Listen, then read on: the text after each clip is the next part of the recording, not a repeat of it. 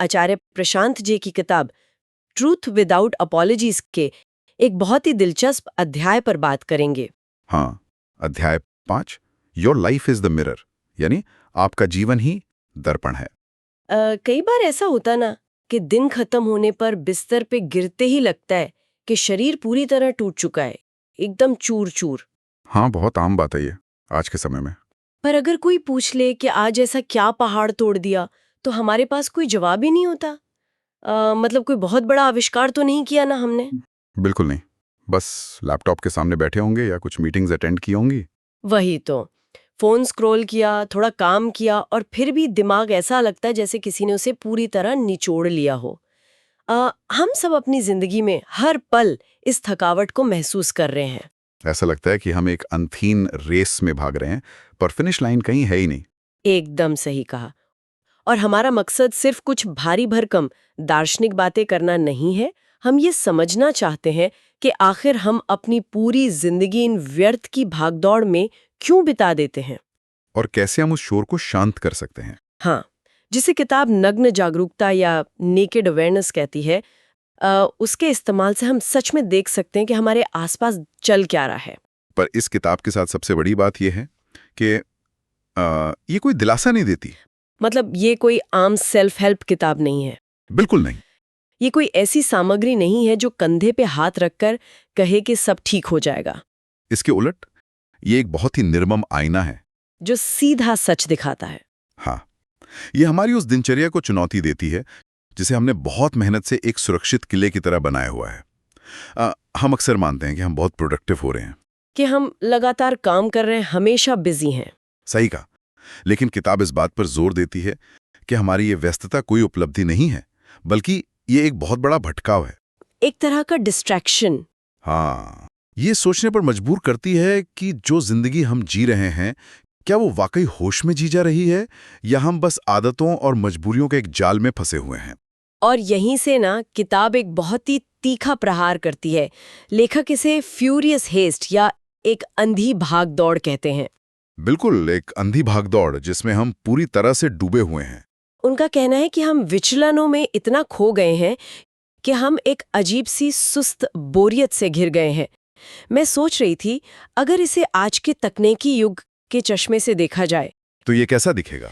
तो क्या हमारा दिमाग आज उस स्मार्टफोन की तरह नहीं हो गया है, जिसमें स्क्रीन पर तो शायद एक ही ऐप खुला है, लेकिन बैकग्राउंड में 100 अलग-अलग ऐप्स लगातार चल रहे हैं। वही तो, कोई लोकेशन ट्रैक कर रहा है, कोई डेटा सिंक कर रहा है, कोई नोटिफिकेशंस पुश कर रहा है, फोन लगातार गर्म हो रहा है। और बैटरी तेजी से 100 से 10% पर आ जाती है। और हम परेशान हैं कि आखिर बैटरी जा कहाँ रही है। अगर ध्यान से देखा जाए तो कोई असली काम नहीं हो रहा है, बस बैकग्राउंड की प्रोसेसिंग ने ही पूरी ऊर्जा चूस ली है। सही बात है। हमने केवल हिलने डुलने को या कीबोर्ड पर उंगलियां चलाने को ही जीवन में आगे बढ़ना मान लिया है। तो इस बैटरी के खत्म होने का असली कारण क्या है? असली कारण यह है कि उस फोन को कभी स्टैंड बाय मोड में जाने ही नहीं दिया जाता और इंसान के दिमाग के साथ। मतलब हम कभी रुकते ही नहीं हैं? किताब में बहुत गहराई से समझाया गया है कि हम निरंतर शोर में जी रहे हैं, और हमें शोर को बंद क्यों नहीं करते। क्यों नहीं करते? क्योंकि हमें खाली जगह या कह लें कि स्पेस से डर लगता है। हम सोचते हैं कि शांति से बैठना या दिमाग को स्पेस देना एक लग्जरी है। कुछ ऐसा जो हम तब करेंगे जब हम रिटायर हो जाएंगे, है ना? हाँ, या जब पहाड़ों पर छुट्टियां मनाने जाएंगे। लेकिन लेखक एक बुनियादी सच सामने रखते हैं, ये शांति कोई लग्जरी नहीं है। तो फिर क्या है? ये स्पष्ट रूप से देखने के लिए एक बुनियादी जरूरत है। जैसे अगर पानी के बर्तन के तल में पड़ी कोई चीज देखनी हो, तो पहले पानी का हिलना बंद करना होगा। बिल्कुल। जब तक वो बैकग्राउंड का शोर कम नहीं होता, तब तक हम अपनी असली स्थिति का अवलोकन कर ही नहीं सकते। और विडंबना यह है कि हमारा खुद का जीवन ही एकमात्र चीज है जो वास्तव में मायने रखती है। इसका मतलब ये है कि हम जानबूझकर अपने दिमाग के बैकग्राउंड ऐप्स को खुला रखते हैं। हम टीवी भी चलाएंगे, साथ में फोन भी स्क्रॉल करेंगे। और कानों में शायद पॉडकास्ट भी लगा लेंगे। हाँ, ताकि एक पल की भी शांति ना मिले, क्योंकि अगर शांति मिलेगी तो पानी साफ हो जाएगा और तल में कुछ ऐसा दिख जाएगा जिसे शायद देखना नहीं चाहते। एकदम सही। किताब इसी बिंदु पर कुछ ऐसे सवाल उठ रखती है जो वाकई में असुविधाजनक है। अगर हम उस शोर को बंद कर दें तो हमें खुद से पूछना पड़ेगा ना, कि हम जो भी कर रहे हैं वो क्यों कर रहे हैं। हाँ, हम इतने असुरक्षित क्यों हैं? हमें हमेशा दूसरों के साथ की भूख क्यों रहती है? अकेलेपन की हल्की सी आहट भी बेचैन क्यों कर देती है? ये बहुत ही गहरे सवाल हैं।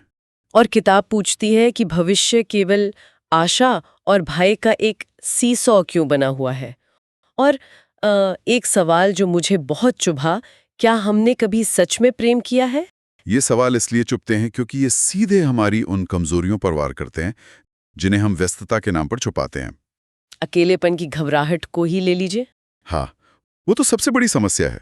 जब हमारे पास करने को कुछ नहीं होता तो हम तुरंत किसी को मैसेज कर देते हैं या सोशल मीडिया खोल लेते हैं। हम वास्तव में उस इंसान से बात नहीं करना चाहते। हम सिर्फ अपने अकेलेपन से बचना चाहते हैं। बिल्कुल, हम खुद अपनी ही कंपनी बर्दाश्त नहीं कर सकते, लेकिन उम्मीद करते हैं कि दूसरे लोग हमसे प्यार करें। ये सब बातें सुनने में बहुत गहरी लगती हैं, दार्शनिक लगती हैं, लेकिन जरा सोचिए उस इंसान के बारे में जो सुबह 9 बजे लोकल ट्रेन में धक्के खाकर ऑफिस पहुंचता है।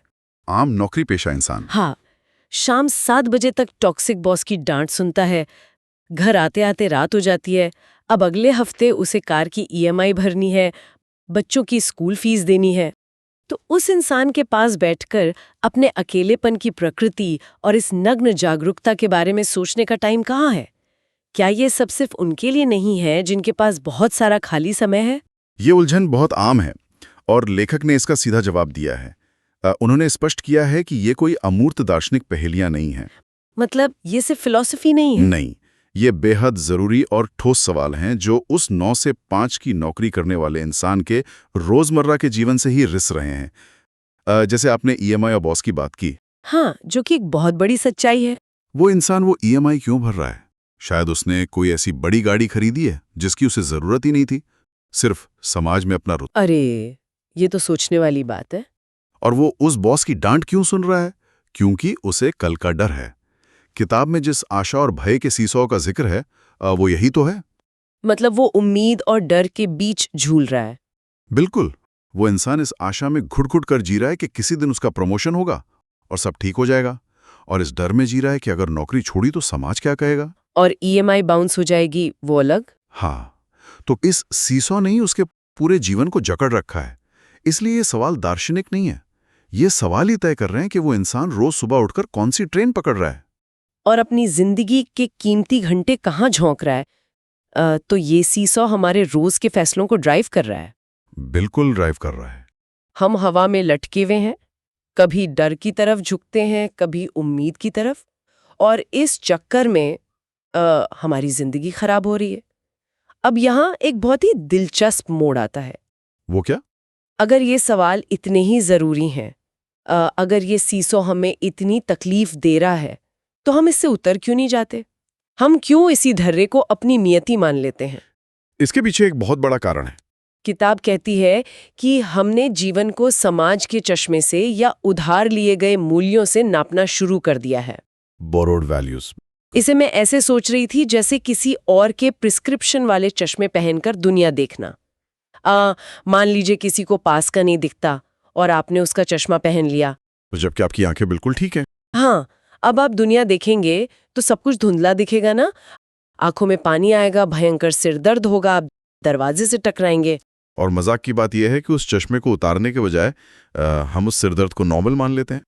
हम सोचते हैं कि जीवन तो ऐसा ही होता है, दर्द तो सहना ही पड़ेगा। बिल्कुल। फिर हम उस सिरदर्द का इलाज ढूंढने के लिए बाजार जाते हैं। हम महंगी पेन किलर खरीदते हैं, यानी हम वीकेंड्स पर पार्टियों में जाते हैं, महंगे वेकेशंस पर जाते हैं। हम सिर दर्द का इलाज कर रहे हैं, पर वो चश्मा नहीं उतार रहे जो उस दर्द की असल जड़ है। एकदम सही। समाज ने हमें जो पैमाने दिए हैं कि इस उम्र तक शादी हो जानी चाहिए, इतनी सैलरी होनी चाहिए, वैसी गाड़ी होनी चाहिए, ये सब वही गलत नंबर के चश्मे हैं। हाँ, लेखक कहते हैं कि दुनिया को देखने के लिए हम जो तीखापन इस्तेमाल करते हैं, जैसे फोन खरीदते वक्त 10 रिव्यू पढ़ते हैं, बैटरी लाइफ चेक करते हैं, फीचर्स देखते हैं, वही ईमानदारी हमें खुद के भीतर मोड़ने की जरूरत है। हम बाजार से नकली शर्ट नहीं खरीदते, लेकिन हमने पूरी जिंदगी के मूल्य समाज से उधार लेकर नकली बना लिए हैं। और जीवन तो बहुत क्षणिक है, तेजी से मुट्ठी से फिसल रहा है। इसे इन उधार के पैमानों से नापना खुद के साथ बहुत बड़ा धोखा है। बिल्कुल। तो ये जो उधार के पैमानों को तोड़ने की बात है, यहीं पर किताब का सबसे मुख्य शब्द सामने आता है, नग्न जागरूकता, यानी नेकेड अवेयरनेस। हाँ, जो इस किताब का केंद्र है। अब अगर हम इसे हिंदी के शाब्दिक अर्थ में लें तो नग्न शब्द थोड़ा अजीब लग सकता है, लेकिन किताब के संदर्भ में इसका मतलब बिना किसी फिल्टर के देखना है। निर्मल स्पष्टता, जिसे हम कह सकते हैं। पर मैं यहाँ ये समझना चाहूंगी कि ये असल में है क्या? क्या ये कोई ध्यान की तकनीक है कि सुबह 4 बजे उठकर आंखें बंद करके बैठना है? नहीं, ऐसा बिल्कुल नहीं है। तो हम इस नग्न जागरूकता को अपनी उस 9 से 5 वाली जिंदगी में कैसे उतारें? किताब इसे प्रत्यक्ष धारणा या डायरेक्ट ये कोई ध्यान की तकनीक नहीं है जहां आपको अपने विचारों को रोकना है। विचारों को रोकना तो वैसे भी नामुमकिन है। बिल्कुल। नग्न जागरूकता का सीधा सा मतलब है कोई बहाने नहीं, कोई नाटक नहीं, नो एक्सक्यूजेज, नो ड्रामा। अच्छा, तो इसे रोजमर्रा की जिंदगी में कैसे लागू करें? मान लीजिए कि आप ऑफिस का कोई बहुत ज़रूरी काम कर रहे हैं और लेकिन अचानक आपको बोरियत महसूस होती है और आपका हाथ फ़ोन की तरफ जाता है इंस्टाग्राम खोलने के लिए। हाँ, ऐसा तो दिन में 10 बार होता है। उस एक पल में बस रुकिए, फ़ोन को मत रोकिए, बस उस इच्छा को देखिए।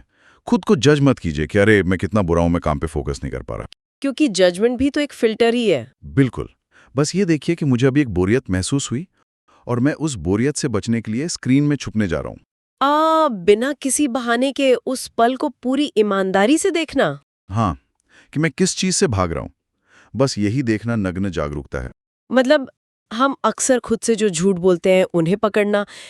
जैसे कोई कह सकता है कि मैं ये टॉक्सिक नौकरी इसलिए कर रहा हूँ क्योंकि मैं परिवार से प्यार करता हूँ। जबकि असलियत कुछ और हो सकती है। हाँ, अगर वो नग्न जागरूकता के साथ देखे तो शायद सच्चाई दिखे कि नहीं, मैं ये नौकरी इसलिए कर रहा हूँ क्योंकि मुझे रुतबा खोने का डर है या कुछ नया करने में आलस आ रहा है। और ये देखना आसान नहीं है। बिल्कुल, ये तो बहुत ही डरावना हो सकता है, क्योंकि जब आप खुद से ही अपने सारे बहाने छीन लेंगे तो आप पूरी तरह से एक्सपोज हो जाएंगे ना। लेकिन किताब इसे हमारी सबसे गहरी जिम्मेदारी बताती है। सबसे गहरी जिम्मेदारी? हाँ, आपकी सबसे बड़ी जिम्मेदारी समाज के प्रति नहीं है, खुद के प्रति है। अपने जीवन को उसकी पूरी सच्चाई में देखने की। क्योंकि जब तक आप सच नहीं देखेंगे, सही फैसला कैसे लेंगे? ये तो है। जब दिमाग खुद को इन बहानों के बिना बिल्कुल सच्चाई से देखता है, तो एक बहुत ही गहरा बदलाव आता है। एक मनोवैज्ञानिक शिफ्ट होता है। और ये शिफ्ट कैसा होता है? यहीं पर स्रोत सामग्री कुछ बहुत ही कड़े विरोधाभासों का, कॉन्ट्रास्ट का इस्तेमाल करती है। हाँ, जो बहुत दिलचस्प है। किताब कहती है कि जब आप इस स्पष्टता तक पहुंचते हैं तो ये वो सस्ती उत्तेजना या चीप थ्रिल नहीं है जिसे हम खुशी समझ बैठते हैं, बल्कि यह स्पष्टता का एक गहरा आनंद है। और ये उत्साह नहीं है, बल्कि जीवंतता है। ये आराम नहीं है, बल्कि मुक्ति है। मुझे इन शब्दों के बीच का फासला बहुत विशाल लगता है। चलिए इसे थोड़ा गहराई से समझते हैं। आज की दुनिया सस्ती उत्तेजना पर ही चल रही है। आज सोशल मीडिया पे किसी ने फोटो लाइक कर दी, आपको एक छोटा सा डोपामाइन हिट मिला। अपने सेल में कोई नया गैजेट खरीद लिया, 2 दिन तक बहुत अच्छा लगा। आप वीकेंड पे पार्टी करने गए, शराब पी, ये सब सस्ती उत्तेजना है। लेकिन सोमवार की सुबह क्या होता है? वही पुरानी सुस्त बोरियत और बेचैनी वापस आ जाती है। क्योंकि वो उत्तेजना सिर्फ एक पल का नशा थी। उसने आपके जीवन की जमीनी हकीकत को नहीं बदला था। इसके विपरीत स्पष्टता का आनंद तब आता है जब आप भ्रमों को देख लेते हैं। तब खुशी के लिए किसी बाहरी चीज पर निर्भर नहीं रहना पड़ता। बिल्कुल। और उत्साह बनाम जीवंतता। जब हम एक्साइटेड होते हैं तो दिल की धड़कन बढ़ जाती है, हम उछलने लगते हैं। हाँ। उत्साह या एक्साइटमेंट हमेशा किसी भविष्य की घटना को लेकर होता है, जैसे अरे वाह, अगले महीने ट्रिप पर जा रहे हैं। हाँ। लेकिन जीवंतता का मतलब क्या है? जीवंतता का मतलब है इसी वर्तमान पल में पूरी तरह से जिंदा और ऊर्जावान महसूस करना। इसमें कोई शोर शराबा नहीं होता। जैसे एक पेड़ जो अपनी जगह पर स्थिर है लेकिन पूरी तरह से जीवंत है। क्या बात है, बिल्कुल सटीक उदाहरण है। ये बहुत खूबसूरत है। और तीसरा जो कॉन्ट्रास्ट था, आराम बनाम मुक्ति। हम इंसान तो हमेशा आराम ही ढूंढते हैं ना, आरामदायक सोफा, सुरक्षित नौकरी। लेकिन किताब कह रही है कि नग्न जागरूकता आपको आराम नहीं, मुक्ति देती है। क्या इसका मतलब ये है कि आराम एक तरह का धोखा है? अक्सर आराम एक पिंजरा होता है। हम उन उधार के मूल्यों को इसलिए ढोते हैं क्योंकि वे हमें एक परिचित और सुरक्षित दायरा देते हैं। वो पिंजरा अंदर से बहुत गद्देदार और आरामदायक हो सकता है, लेकिन है तो वो पिंजरा ही। जब आप नग्न जागरूकता के साथ देखते हैं तो आप उस पिंजरे का दरवाजा खोल देते हैं। बाहर का आसमान शायद तूफानी हो, आरामदायक ना हो, लेकिन वहां आप आजाद होते हैं। यही मुक्ति है। आप किसी ईएमआई या समाज की उम्मीदों के गुलाम नहीं रह जाते। ये स्पष्टता हमारी सर्वोच्च संभावना है। और ये भी कहा गया है कि इस स्पष्टता को किसी भी कीमत पर खोने नहीं देना चाहिए, चाहे वो हमारा अतीत हो या हमारी पीड़ाएं हो। हाँ, हम अक्सर अपने अतीत को एक मेडल की तरह पहन के घूमते हैं। मेरे साथ बचपन में ऐसा हुआ था, इसलिए मैं ऐसा हूँ। हम अपनी पीड़ा को ही अपनी पहचान बना लेते हैं। लेकिन ये स्पष्टता मांग करती है कि हम अपनी उस पहचान को भी छोड़ दें, क्योंकि वो भी हमें बांध रही है। आपकी मान्यता है, आपका अतीत, ये सब वे फिल्टर हैं जो स्पष्टता को धुंधला करते हैं। और जब हम इन सब को किनारे रख देते हैं, तब जो बचता है वही असली जीवन है। बिल्कुल। ये सफर इस एहसास से शुरू होता है कि हमारे दिमाग का प्रोसेसर व्यर्थ के बैकग्राउंड ऐप्स में उलझा है और बैटरी खत्म हो रही है। हम बस उस सीसों पर झूल रहे हैं। फिर हमें रुक कर उस शोर को शांत करना होता है। उन कड़वे सवालों का सामना करना पड़ता है जिनसे हम आमतौर पर भागते हैं। हमें ये स्वीकार करना होता है कि हमने समाज के गलत नंबर वाले चश्मे पहन रखे हैं। और उस चश्मे को उतारने का तरीका है नग्न जागरूकता, बिना किसी बहाने के अपनी हर इच्छा को ज्यों का त्यों देखना। और जब हम ऐसा करते हैं तो हम उस सस्ती उत्तेजना को छोड़कर सच्ची जीवंता की ओर बढ़ते हैं। ये पूरी चर्चा सिर्फ एक किताब की समीक्षा नहीं है। नहीं, ये उस मानसिक घुटन का सीधा इलाज है जिसे हम रोज महसूस करते हैं। तो ये एक तरह का निमंत्रण है। हाँ, ये एक निमंत्रण है कि कल सुबह जब सोकर उठें और फोन चेक करने के लिए हाथ बढ़ाएं तो बस एक पल के लिए रुकें और खुद को देखें। अब वो एक पल का ठहराव पूरी जिंदगी बदल सकता है। बहुत ही गहरी बात कही आपने। और अब इस चर्चा को खत्म करने से पहले एक बहुत ही गहरा विचार है जो दिमाग में आ रहा है। बताइए वो क्या है? हमने पूरी चर्चा में देखा कि किताब कहती है कि जीवन को समाज के उधार लिए गए मूल्यों के बिना देखो, समाज के चश्मे को उतार फेंको। हाँ, यही मुख्य संदेश है। लेकिन जरा शांति से बैठकर सोचिए, हमारी जो भाषा है, जिसमें हम सोचते हैं, जो संस्कृति है, और सही या गलत के जो बुनियादी विचार हैं, वे सब भी तो समाज से ही उधार लिए गए हैं ना? बिल्कुल। जन्म के समय तो कोई भाषा नहीं आती थी। तो फिर एक पूरी तरह से बिना उधार लिया गया या अनबोरोड विचार आखिर दिखता कैसा होगा? क्या इंसान वाकई कभी पूरी तरह से अपना कोई मौलिक विचार? ये तो बहुत ही झकझोर देने वाला सवाल है। हम सिर्फ दूसरों के शब्दों की गूंज मात्र हैं। ये एक ऐसा सवाल है जिसे उस अकेलेपन में बैठकर विचारने की आवश्यकता है, जिसे भागने की हम हमेशा कोशिश करते हैं। इस पर विचार करना तो बनता है। तो इस पर सोचिएगा जरूर। आज की इस गहन चर्चा में बस इतना ही। मिलते हैं अगली बार।